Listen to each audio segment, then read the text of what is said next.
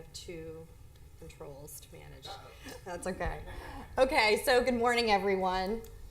I'm here to talk about data and the importance of data and how you can leverage data through your DMP, but I think it's really important as publishers to highlight the fact that we have access to compelling first-party data because of our premium brands and our premium content, and that attracts and engages loyal users. It all starts with our brands, our content, and our consumers. So at Meredith, we have a lot of trusted brands, trusted sources for our consumers who come to us for inspiration and problem solving.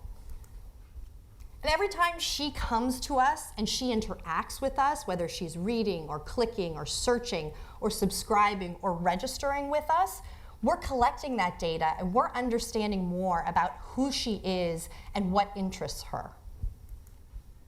And then we as an organization bring all of those data sets together. We're really focused on creating a unified view of our consumers. Now, taking a step back, at Meredith, data is one of the 4 core pillars of our data strategy. And so we get a lot of executive support and prioritization throughout the company. And through some recent reorganizations, we've actually brought all of the data and analytics teams together from across the organization into one team.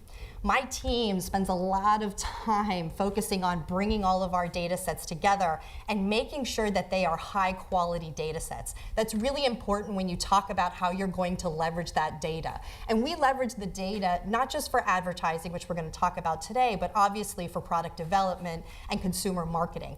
But you need to have your data ship in order, if you will. I think that's a really important point. And what you'll see here, this summarizes, sort of oversimplifies, if you will, but really takes a look at 2 of the primary repositories of data for us.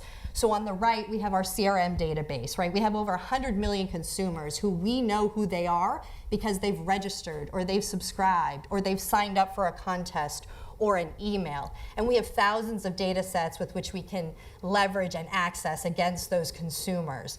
The left represents the 70 million plus consumers that come to us digitally. And from a targeting perspective, we have over 4,000 different attributes that we feel are scalable and relevant to target against. So we work on bringing all of these data sets together and really creating a unified view of our consumer. We focus on first-party data because we can. We have that direct interaction with our consumers. But we do leverage third-party data where we need to across the different data sets. Okay, so setting up our DMP. We applied the same rigor when we set up our DMP that we do across all of our consumer data sets. And one of the things that we learned is when you set up a DMP, it's not as simple as putting a tag on your page.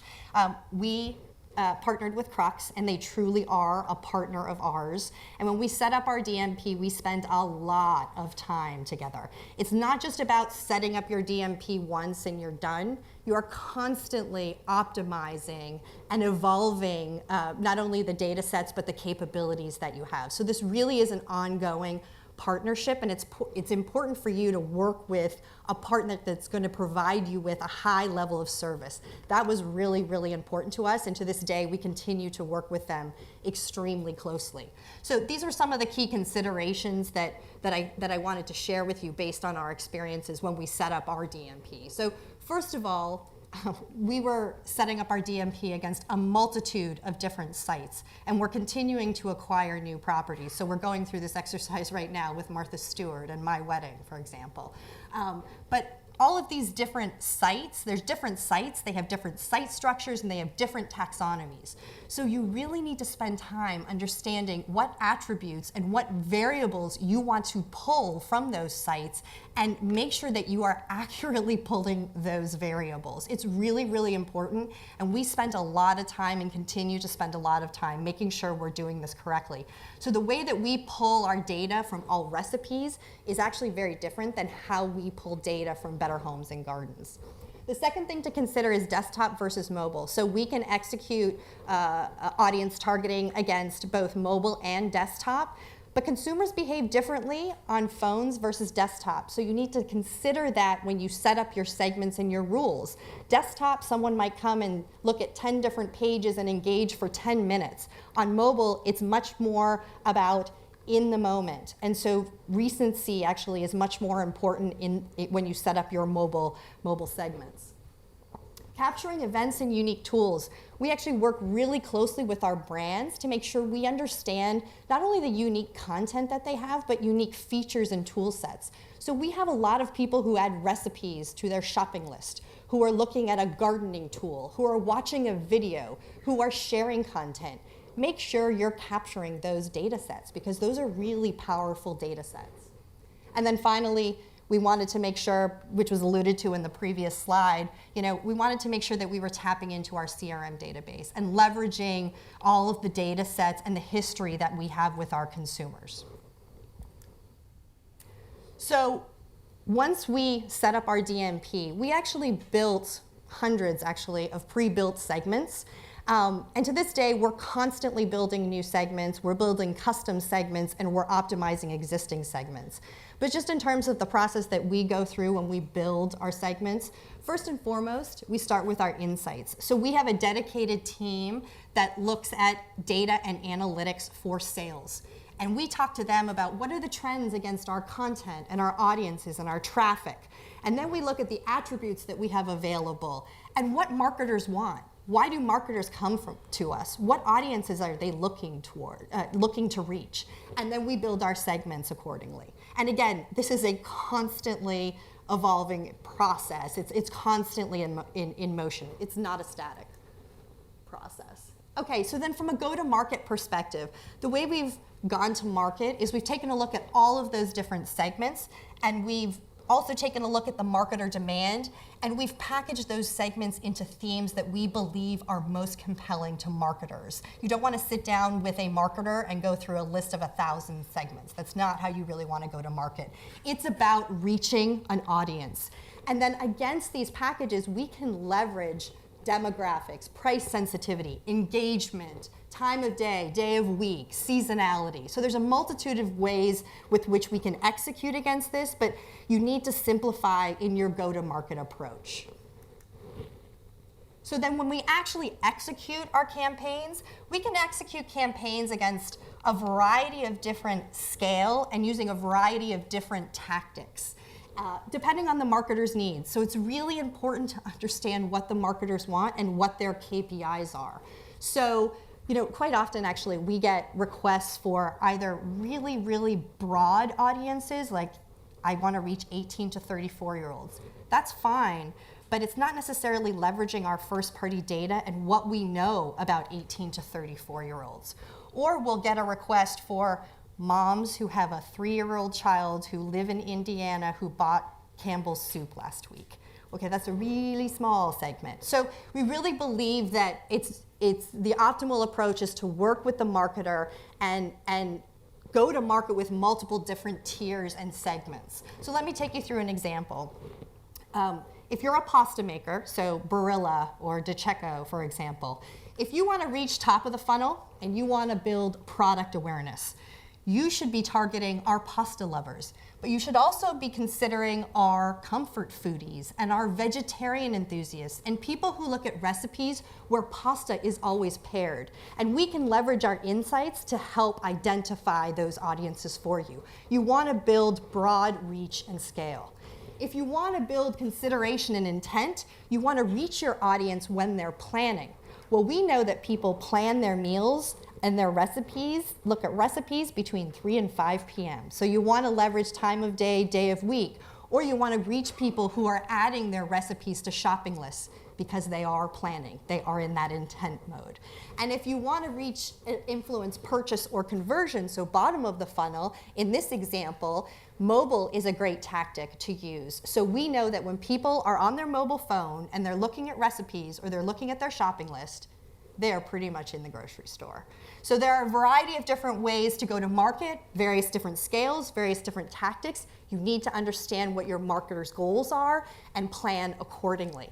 And then something else that we learned from a performance perspective. So click-through rate is obviously a common performance metric in the industry. It's not always the best way to look at an audience-targeted campaign, especially if the primary point of the campaign is conversion. And this has happened to us on numerous different occasions, but in one specific occasion, we worked with a CPG company whose primary goal was to drive conversion. When we executed the audience campaign, the click-through rate was actually lower than expected, and there were discussions about optimizing out of the campaign. But when we actually looked at the conversion, it was higher. Because the premise behind that is when someone actually, if you're reaching the right audience and someone actually clicks, there's a much higher likelihood that they're going to convert. So looking solely at click-through rate doesn't tell the whole story, especially if conversion is the objective. So that's just something that we learned as part of the process that we talk to our marketers about and something for you to be aware of. And that's happened on numerous occasions. It doesn't mean click-through rate's always lower, it's just in some circumstances it can be. Okay, so we push out our data and our audience segments. We make those available through our direct channels, and we also make them available through our premium programmatic offerings. And Chip talked about sort of our offerings in programmatic earlier today.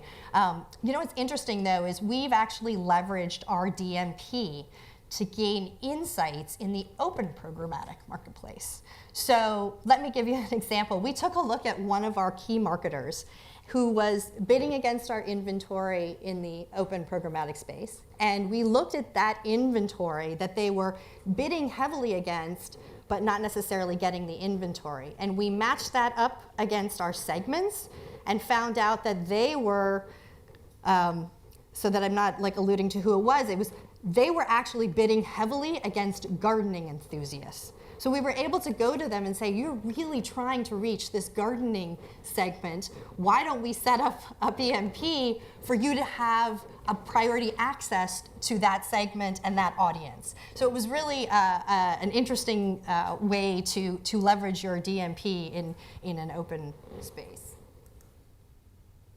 Okay, so just some lessons learned, just to summarize. So the quality of your brands and the interactions with your consumers ties directly to the quality of your data, which ties directly to the performance of your data.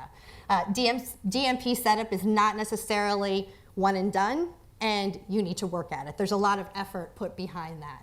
I didn't talk about this earlier, but like executing and going to market. So I spend way too much time with Chip, who was here, who's up there and was talking earlier. But it's really important that product and ad ops and sales really work closely together in order to go to market effectively, right? You need to be able to talk about your data and your audience and make people understand the value and the performance of that. And that needs to be sort of prevalent across that entire group of people. First-party data does perform. We're constantly testing and evaluating our first-party data against third-party data. Third-party data is useful and should absolutely be used. I'm not saying that. It's just we do believe that the first-party data we have really does perform. Again, constantly optimizing against it, but it really does perform. Make sure you work with your clients and understand their KPIs. How do you go to market and the tactics you use and the audiences you select? It's really important that you work together with them. And that goes to the last point, which is there are opportunities to partner with clients, right? We are always willing to raise our hand and say, let's do conversion tracking if that's your KPI. Let's work together. Let's make sure we're doing this together, and we're going to market and we're optimizing against your KPIs. So it's really important that, especially when you're talking about audience, that there is a dialogue from our perspective. Okay.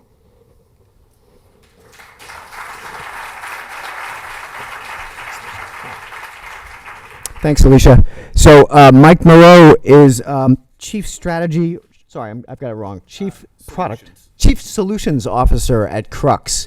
I've been a big fan of Krux for a couple of years, seeing them evolve into one one of the well-known publisher-centric DMPs in the space. Mike, what's great now is we're going to see sort of what happens when you pop open the hood and look at the technology that it actually takes to monetize this data. So, Mike? Great, thank you. All right. Okay, jump right in here. So I'm going to stay at the 50,000 foot level and go very quickly through this because we have limited time, but there will be time for questions so we can go as deep as you'd like. My core job at Krux is to make sure our clients make money with the technology. It's one thing to give someone the keys, but you really have to show them how to use it and extract value. As Alysia articulated, it's not necessarily easy. It doesn't just happen. You don't sign up with a DMP and then you start making money. There's real work behind it, but it pays off. So I'm going to go into just at a very high level what a DMP is, what it does. It's going to be more DMP focused, less Krux focused, and then also some use cases as well and a few client examples where we're seeing some success. We work with the world's leading publishers and marketers, certainly more publishers than marketers, but we do work with both. None of them are as sophisticated as Meredith. I think there are a lot of lessons to be learned from what Alysia was just talking about and what Chip covered this morning. There's a lot of money to be made, but you have to structure your organization the way they have, and you have real experts and accountability. At a very high level, a DMP creates better, faster, cooler web experiences for both content and advertising. A next generation DMP is a little bit different than the first DMPs that came to market, and most of the DMPs that are still in market.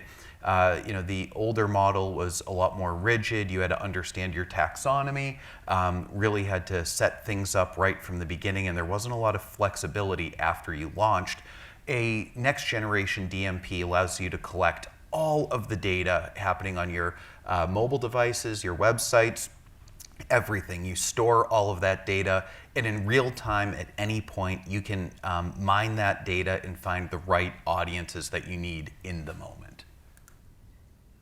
So people data activation is, it's really what a next generation DMP is. It allows you to take action on all of that data I just mentioned. I won't go deep into all of these different aspects, but it's, DMPs become a lot more complicated. Completeness is critical.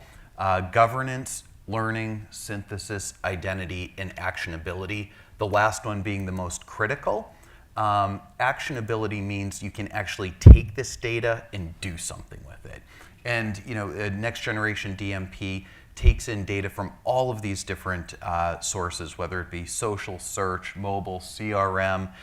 You can have your advertisers bring their own data. That's an increasing trend. We see it more and more every day, where the marketers are really looking to combine their own data with publisher data to find the exact right audience. This is just an example of how a DMP is structured. You can pull in online and mobile data, second-party partner data, that could be like advertiser data, campaign data if you want to just look at, let's say, users who have been exposed to a CPG campaign in the last 3 days. You can do that with the next generation DMP. And then, as Alysia mentioned, you can supplement with third-party data to create one unified view of a user.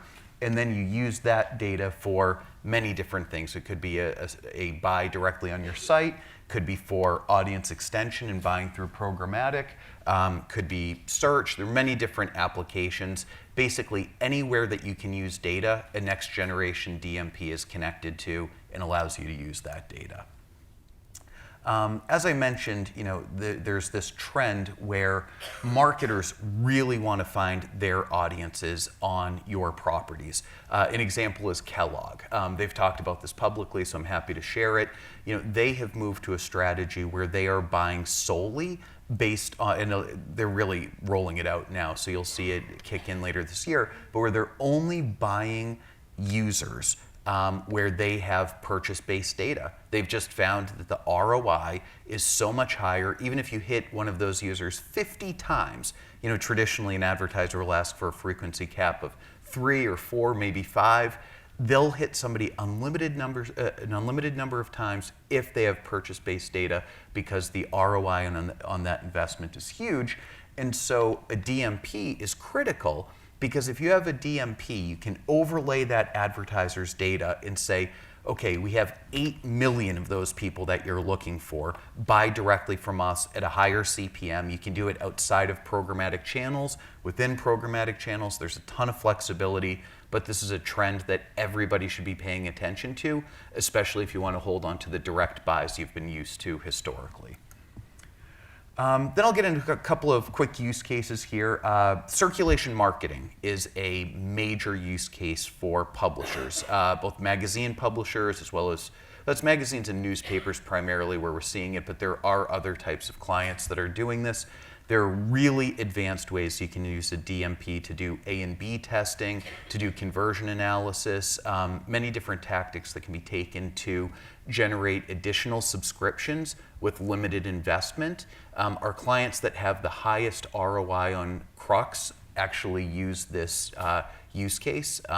For a magazine publisher, you know exactly the lifetime value of a subscriber. If you're able to find more of them, it's very easy to do the math, and you can secure inventory through programmatic channels, or even just using house media more effectively to drive more subscriptions. Again, I'm keeping this brief. We could spend an hour on that use case alone. Audience extension is one that probably a lot of you are doing today, maybe not all, but it's certainly a growing use case for publishers. We're finding as more and more advertisers are looking for specific audiences, you don't have enough inventory against those audiences. So buying ads from the open exchange and then targeting only those users that you have data on is a very, very lucrative business for many publishers. We have 6 clients alone that make over $1 million per month in revenue strictly from this. And that's net revenue from this, this business model. So if you're not doing it today, definitely look into it, especially if you have scale issues.